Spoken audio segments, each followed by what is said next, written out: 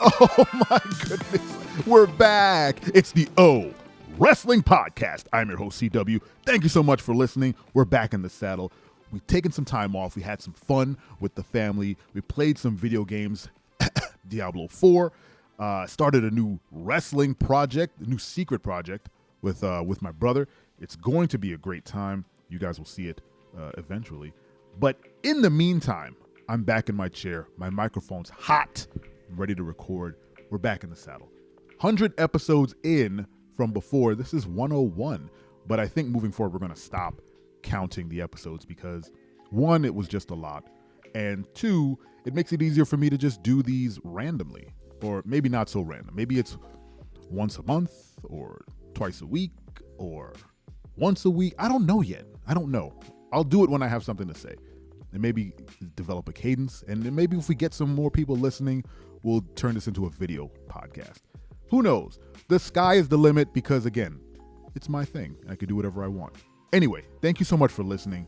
Today, we're talking about the Alpha Academy. Who's Alpha Academy? Alpha Academy is Chad Gable, Otis, and now the new recruit, Maxxine Dupri, who has decoupled herself from Maxxine Male Model. Is that what it was called? The male model gimmick with Mansoor and Masse, or however he was pronouncing his name. The two fellas you can find on Up, Up, Down, Down. It's great to see Maxxine kind of pulled away from that angle, which I don't think was going anywhere. I think they were having fun with this goofy angle, but the goofy angle doesn't work if you're also a loser. And I'm not calling those three losers in like they are losers, but they were losing. They were losing a lot. They were losing all the time, and the angle didn't make a whole lot of sense to offset their goofiness and their flamboyant male model personas. You had to have them win. They had to pin people. And I don't care who they pin. They can pin jobbers, locals, whatever they had to do. They had to rack up some wins, but I don't remember them winning a whole bunch at all. And having Maxxine kind of shuffle them through the tag division, losing, but then consistently telling them that they were great, it didn't make a whole lot of sense. And they did their best work, offline, off TV. They were doing, WWE.com exclusive stuff that I think people were really enjoying. But all that being said, everyone in that program deserved better. And the fact that they've now paired Maxxine with Alpha Academy works wonders for me. Now, Alpha Academy is on the other side of that equation where they were racking up wins.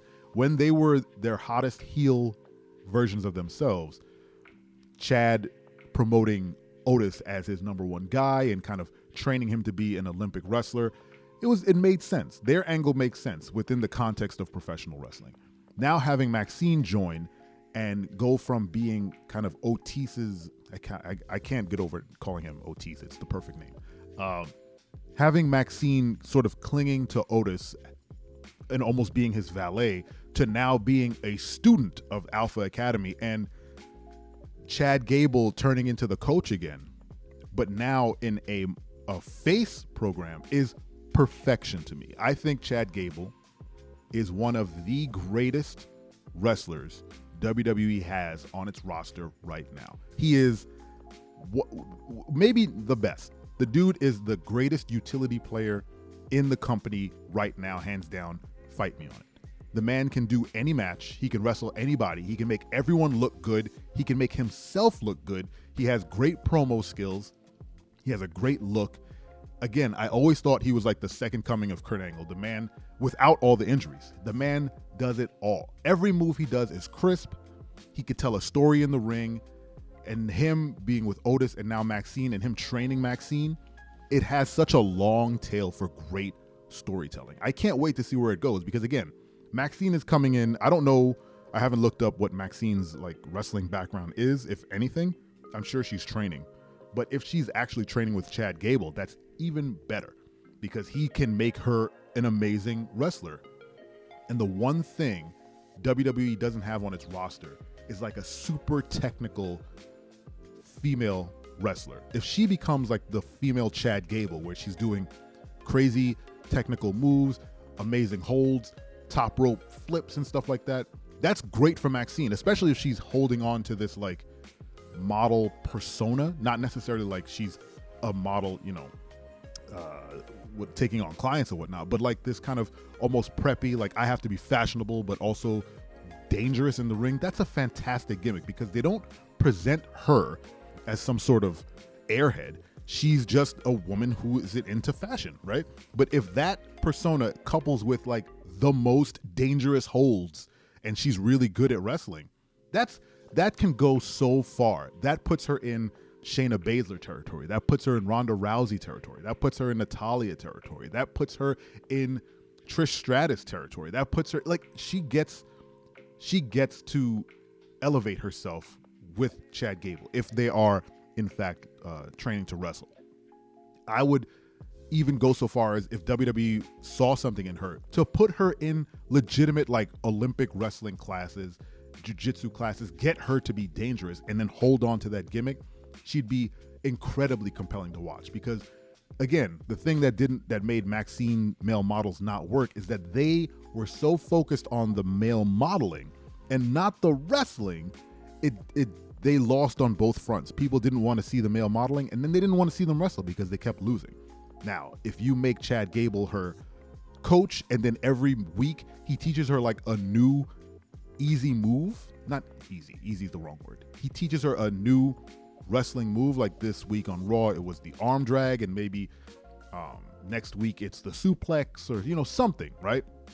Something to build her arsenal to be a dangerous wrestler, and then you get to watch her progression week over week where she becomes like she dives deeper and deeper into her fashion persona, but also like builds this crazy repertoire of wrestling moves to the point where she's then an active member of Alpha Academy and wrestling other amazing women wrestlers and winning. That's fantastic. And to the cherry on top is now their face group.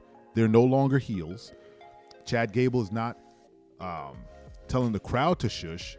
The crowd's telling him to shush. And there was a segment on Raw where I was telling my wife, like the match had nothing to do with Chad Gable and I think it was Ivar he was wrestling. It had everything to do with Maxxine arm dragging Valhalla to set up their match or maybe an intergender match or something like that. But in that match, I think there was a moment where it was like a mandate from the back, like we're going to test out how over Chad Gable is right now. So Ivar walks up to Chad and inexplicably just yells in his face for no reason, just growls at him, just really loud growl, just screams. And Chad turns around and puts his fingers to his mouth and looks at the crowd, and the crowd yells shush. So Chad yells shush, effectively turning him face. He's no longer telling the crowd to shush. He's looking for them to tell him to shush his opponent.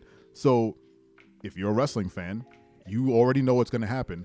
Look for Chad Gable to be in the ring with people, calling for them to shush. So people will start talking to him, whatever the case may be. They'll say something he doesn't like, or they'll scream at him or whatever, and he'll look to the crowd and then he'll shush them. It's great. I think Chad Gable is an amazing wrestler. I said it in the beginning. He's one of my favorite wrestlers to date. He's incredible. He doesn't get enough praise, I don't think. I think he gets the most praise in the back. I think he's one of Triple H's favorite guys, honestly, because regardless of how many wins or losses he may get, he gets a lot of TV time. Triple H sends him out there to rescue some segments. And Otis is a fantastic player as well. They didn't give him Money in the Bank for no reason. In 2020? I still think they have no idea what to do with Money in the Bank, but they did give it to him. Anyway, that's my thoughts on Alpha Academy, welcoming in Maxxine. Hopefully she becomes a longtime player. Thank you so much for listening. We're back, baby. Maybe we'll do another one tomorrow. I don't know. What day is it?